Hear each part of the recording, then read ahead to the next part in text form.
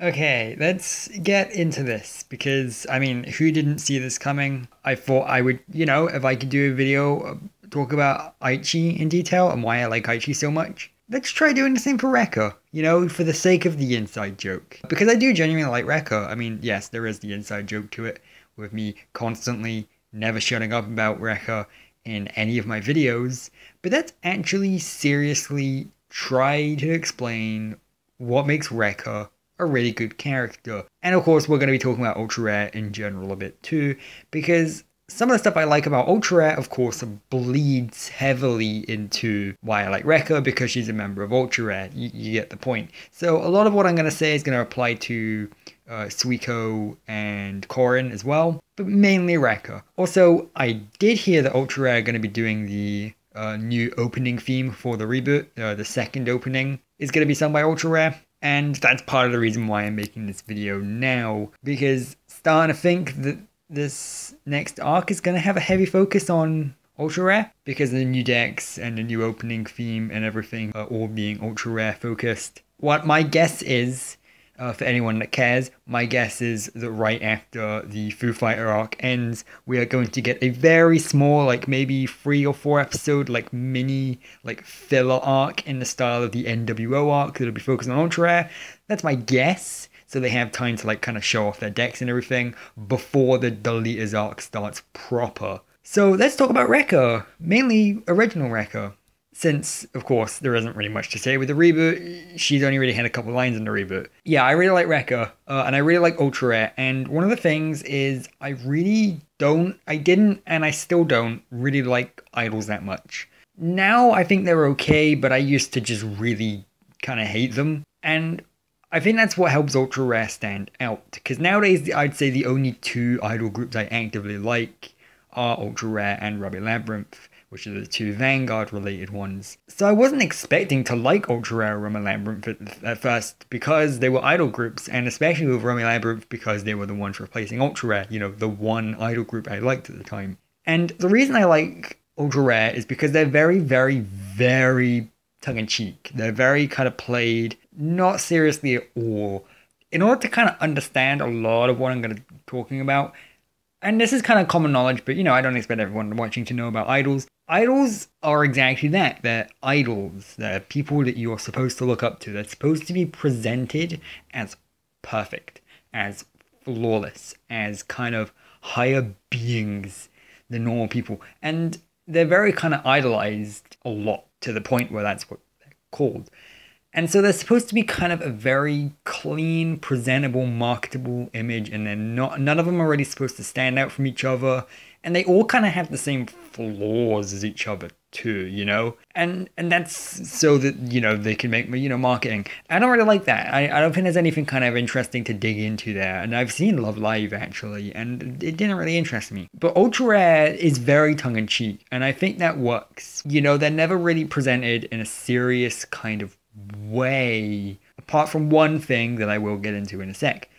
At least as a group, as an idol group, there's constant jokes about how Morikawa constantly like fanboys over them and buys all their merch and loves Korin and everything.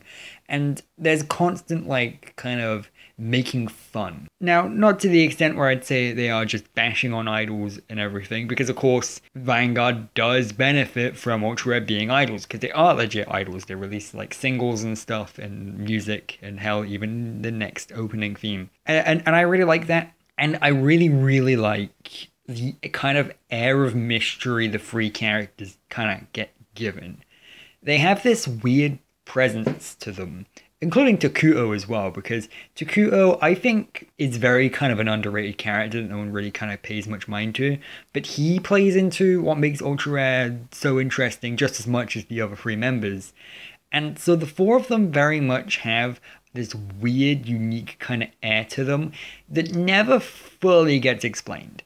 Like, we kind of delve into it a bit with Takuto, and it's kind of implied that they have something to do with Planet Cray, But as far as I'm aware, we never get outright explained, oh, this is who they are, and this is why they know all this stuff. Because whenever anything kind of supernatural happens, especially really early on, they're always there. And they always kind of go, like, they always kind of understand. Like, whenever any, like, of the supernatural stuff happens, UltraRare are always the first to kind of go along with it. And they never really doubt this stuff. They're always like, yep, that makes sense. And so it kind of gives us this air of mystery of they know more than every other character does. And I really like that. I really like that they do have, it gives them this weird presence. Like, who are they? Are they human? Like, I mean, I actually had this thought recently. What are the chances that they could be Diff Riders? I mean, I'm not saying they are Diff Riders, but that would actually fit with what they are, you know? Yeah. And so it's really interesting because the best part of this, in my opinion, is that they never do fully explain it. And that helps keep the air of mystery. Like, we could have very easily had, like, the final story arc or whatever actually just go, okay, this is who they are. Oh, they are from Planet Crate, or they are from this or that. Never really do that, which is really interesting. You know, of course, the final arc being more about, like, Legion Mate and everything. Hell, that's the name of the arc. And I really like that, and what helps kind of add on to that is their card shop, the side shop. I really like this card shop. I like just as a setting, and it doesn't make any sense. Like, as a setting in universe, it doesn't make sense. So an idol group runs a card shop that never gets any business. We never ever really see any customers. I mean, we see, like, you know, Daigo and everything every once in a while, but we never actually see, like, a transaction take place, as opposed to Card Capital, where we constantly see, you know, like, Misaki selling packs to people and stuff and all that stuff.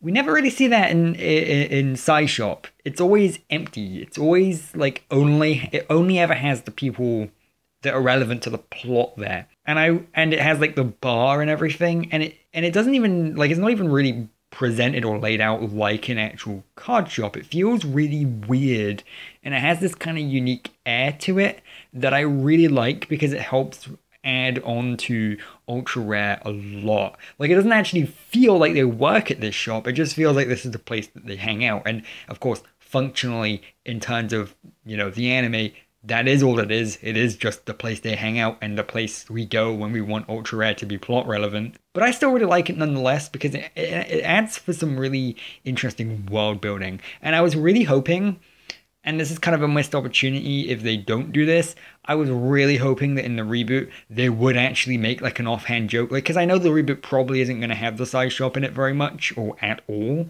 And so I was really hoping, and they might still do this, that they would have, like, an offhand comment or joke or whatever, like, oh, we never go to this, like, we don't go to the side shop anymore because it's just always crammed to the brim with UltraRare fans and they're annoying. I think that would be a funny, like, visual gag. Like, oh, that's why we never see the shy shop, because it is actually full now rather than being empty like it used to be. But oh well. I just really like this kind of tone to them and everything. Oh, and of course it goes without saying, I like the music they make. I'm not usually into idol music. I think UltraRare and Rami Lambert make some of the better idol music too. But again, that's more just an opinion thing. So I love that tone around them. I think it really kind of makes them stand out, and I really love that they never fully delve into it. They tease it just enough to be like, here's these idols in an empty, weirdly designed card shop with a bar in it. I don't know why. There's just something about a card shop having a bar in that we only see like a couple times, I think. But I really like it because it's weird and different, and it doesn't feel the need to explain it. I just really like that. It's a neat setting to have the characters hang out and stuff. But I also really like how Rekka is characterized, because I'd be lying if I said that Rekka was a particularly deep character that goes through like a character arc or anything, because she doesn't really get that much development, but she doesn't need to, because as much as I complain about her not having screen time in the reboot, she doesn't really get that much screen time in the original either. And so what she gets is she gets a handful of episodes of really strong characterization, but no actual, like, you know, change to a character throughout the course or anything. She does soften up a little bit near the end of Link Joker, but she doesn't really get an outright arc. And that's fine, because she doesn't need to. Because instead what she gets is really, really strong characterization. So what is this characterization? We're going to talk about episode 69 of Vanguard again. I swear to God if anyone makes that joke in the comments. Which is like the 4th or so episode of the Asia Circuit arc, where we get, of course, properly introduced to Rekka. Of course, she's been in the series before this point and everything, but this is like her first actual episode centered around her. I talked about this episode a lot in the Look at Cardfight Vanguard video, but that was more me judging the anime as a whole. This is going to be more specifically centered around Rekka, because this episode tells us a lot about Rekka, but it never once says this is Rekka, this is what she does, and this is how she acts. No, it shows us this very naturally. It's a very character focused episode, and that's kind of what drives the plot of the episode along. Because Rekka challenges Misaki to a card fight because she doesn't like that they're entering the tournament. She's like, why are you guys even entering the tournament? You're gonna fail, you don't have motivation, you don't know shit. And of course, the whole point of this episode in terms of structure is to teach us about metagame. Because metagame is something that really factors into the Asia Circuit arc, which is something that kind of makes it a step above the original arc, because it's like, okay, cool, you were good at the game in the first arc, but guess what? Metagame means that the game has changed now, and it needs to be played a different way with different cards, and you need to adapt or die. And that's the point of this episode, and so Rekka calls the characters out because of this. She doesn't think they have enough motivation, which they admittedly don't. Misaki is only there out of obligation, and Kamui is only really there to sightsee and have fun. He doesn't really care about the tournament itself all too much. And it's only really Aichi that has proper motivations. So the fact that Rekka calls them out like this tells us a lot about her character. But to Rekka, beating Misaki isn't enough. This is something I noticed. To her, yeah, winning and beating Misaki isn't enough. She has to destroy Misaki. So this card fight begins with Rekka complimenting Misaki by explaining what Misaki's strategy is. She's like, oh, you have this deck, you rely on your memory, and you use this strategy. And Kamui's like, oh, why is she complimenting Misaki? No, this is actually really kind of sly, because Rekka is a shithead. Well, she's a shit lord, I guess. Because I've seen this trope with Nico and stuff in Love Live, but with Nico, to me, Nico was just annoying. She didn't have any of this extra depth to her. Because what makes Rekka interesting is the fact that she's a different character once she puts the idol costume on. So when she's having a card fight or whatever, she's an asshole that shits on everyone and picks fights. But when she's in the idol outfit, she becomes an idol. And doing this is a really cool way of basically showing how shallow idols really are. It's a very tongue-in-cheek look at idol culture, and the other two do this as well, but Rekka does this to the most extent. She is not an idol by any traditional means. She likes idol-related stuff. She constantly has cutesy catchphrases and poses and stuff, but how she actually acts and how her brain works is very cynical, and she takes advantage of people a lot. And I really like this. This is compelling. This does what they did to Aichi's character, basically. They're like, okay, let's take Aichi's character archetype, right? Okay, so at this point in the story, he's supposed to be the best card fighter in the world, or at least one of the best. So how can we make this interesting? Well, other animes have the kind of overly confident, overly friendly protagonist. So instead, what if we have a shy, timid protagonist who gets made fun of and mocked by his friends? That'll make it more realistic and more believable and more interesting to have a character that's so powerful within this anime, but out of their element when they're at school. Same goes for Rekka. Okay, so you've got an idol, and an idol's supposed to be a perfect picture of perfectness and being really cutesy and happy and joyful all the time. So what if we had a character that was all that, but she had another layer to her that was more about how can I use this to take advantage of people? And there's a wonderful line in one of the Link Joker episodes where she has a card fight with Aichi, where I think Shingo says oh, can I at least join your official fan club and everything? And she's like, only if you stay away from me. And that's a brilliant line because it basically is like, oh, Rekka wants all your money and she wants you to buy all the merch, but you get the fuck away from her because she doesn't actually care about her fans that much. And I fucking love that. It's so good. It's so entertaining to see her kind of do this juggling act of how can I be as cynical as possible whilst keeping up this facade of being a really nice person to my idol fans. I just love how that dynamic works within Rekka's head. And the thing is, right, what makes this even more interesting is she beats Misaki in the card fight, right? But this actually causes Misaki to actually get the thing that Rekka was criticizing her for. Rekka said she didn't have motivation. Now she has. She has to prove to herself that she can get better and that she won't go through an embarrassing defeat like that again. So now she has to prove herself. Now she has something to strive for, and she has the method of how to do so too. Rekka beat her by using a brand new deck, which makes sense since she runs a card shop. It makes sense that she'd have access to brand new cards that use brand new abilities, and she beats Misaki by proving to her that her deck's outdated and it doesn't really work the way it's supposed to anymore, and that Vanguard's constantly evolving, and to keep up, you have to actually keep up. And so now Misaki has the resolve to get better, but now she also knows how to get better, which is what I'm trying to say basically, is that if it wasn't for Rekka, Aichi's team probably would have lost the Asia circuit, because now the characters know what they have to do to get better, and that's really important. So not only is she actually a cynical asshole, but there's another layer under that where she has a heart of gold because she's actually helping people too. It's really interesting because now there's multiple layers to her character, and you can kind of see why those layers exist. And it really works because it means a character that gets, again, admittedly barely any screen time and no real development, you at least now get kind of inner working of her brain and why she acts the way she does. And again, they do this by showing her card fighting Misaki, which is exactly what a card game anime should do. We learn about this character by the way they card fight and the way they talk about strategies. Because again, you may think, oh, she's an idol that's into cutesy things, she's probably kind of an idiot. But no, she's really smart, and she outclasses Misaki when it comes to talking about strategy. And that's great, because that's my favorite thing about the original Vanguard, the fact that they would actually discuss the game. It's a generic statement here about the reboot not doing that.